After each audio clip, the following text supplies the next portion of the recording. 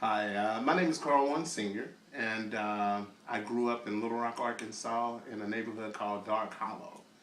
And the name Dark Hollow came from the fact that we had no street lights from the time the city was founded in 1955 all the way up to 1975. We had no street lights.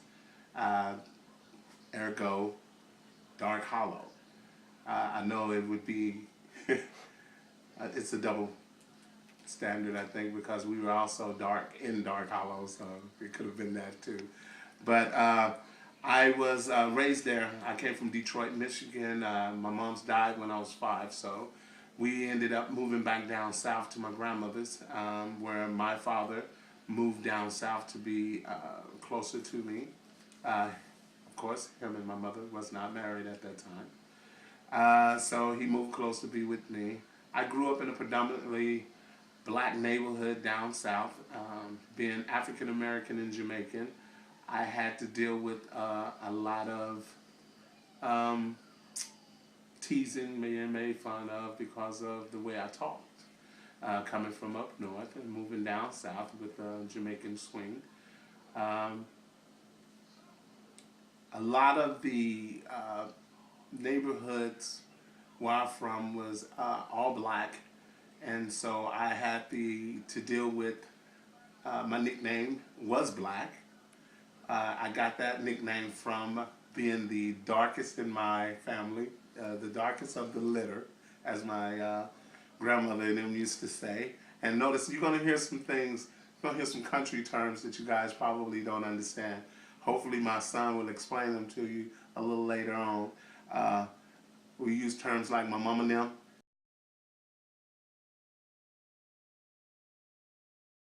We use terms like fixing her.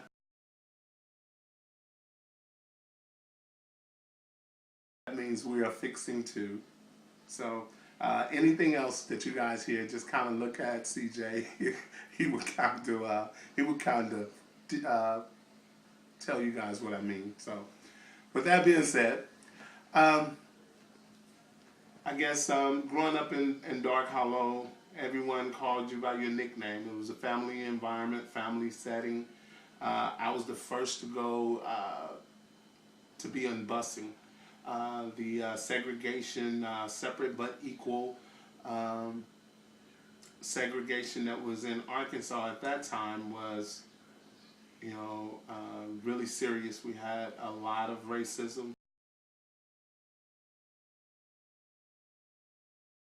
to fit. A lot of us, like myself, who grew up in poverty, grew up without fathers, or grew up without mothers, or grew up without both. Because soon after my mom's passed, my dad passed when I was 9. My grandfather died when I was 14. My grandmother tried to do the best she could. I had my first kid at the age of 16. I was a gang member for the majority of that time, and um, that was the norm in Little Rock. Gang member, uh, banging.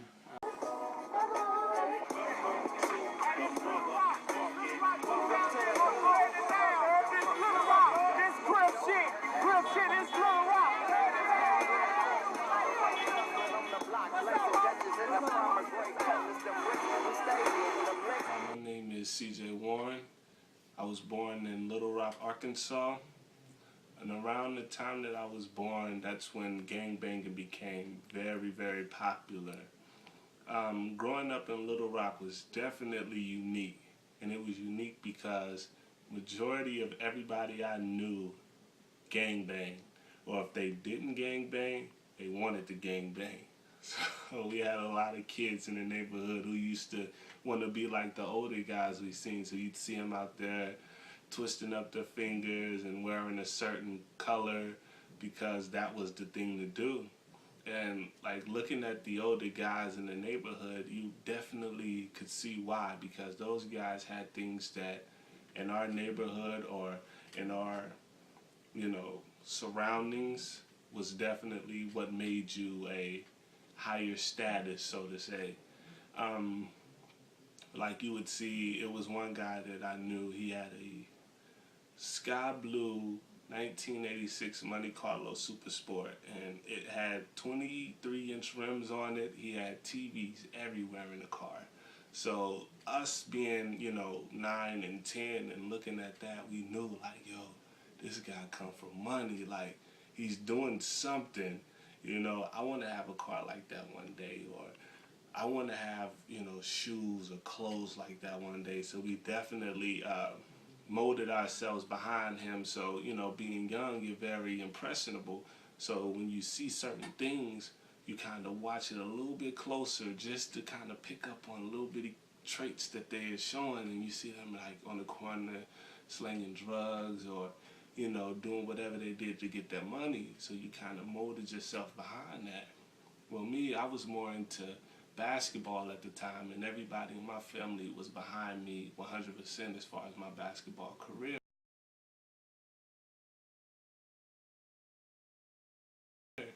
But I had two friends, Kaylin and Garrick, who definitely chased after that gangbanging life a little harder than me. So like, every time I see them, they were trying to get their, we call stripes, which is street credibility.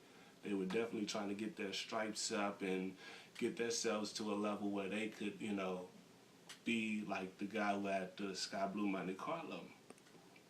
Well, me, I didn't want to follow all the way behind that. I wanted the glory without actually having to do the work in that aspect. So I focused more on basketball, and eventually Kaylin and Garrick did get to a point where they did have those things, I remember being 18 and moving back to Little Rock from Fayetteville, North Carolina, and Garrick, he had him a purple Cadillac. I think it was a Coupe de Ville 2006, and he had 22-inch rims on it, and he had it just all nice and everything. And I remember thinking like, yo, he did it, And even Kaylin was at a point where, dressed nice every single day.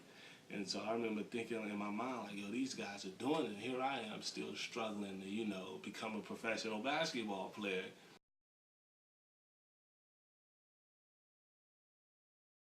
But these guys already got what most kids at that age would kill for it. And that's what everyone in Little Rock was doing at the time. They was killing for it.